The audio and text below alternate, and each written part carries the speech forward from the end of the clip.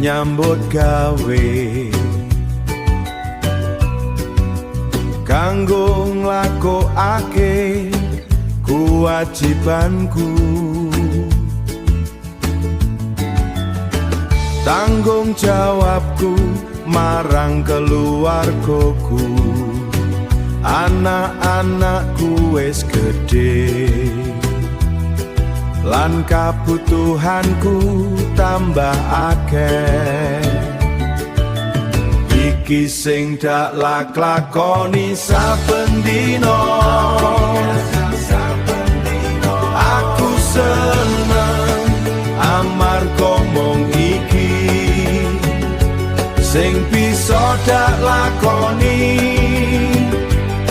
sing bisa dak lakoni. Ing wayah awan srengenge wis tuwa, panase wiwit ngancani aku, keringet jebluk ing kulit lan sandanganku. Nanging urip kudu terus, nanging urip kudu terus. Iki sing dak lakoni saben dina,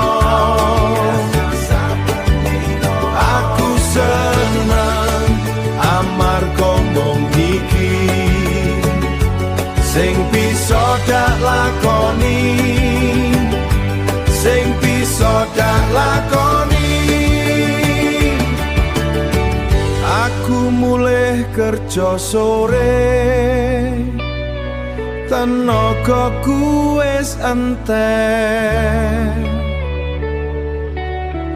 Kopi ireng lan irisan jajan wis cukup kanggo nampa aku mulih. Amarga mung iki sing bisa dak lakoni.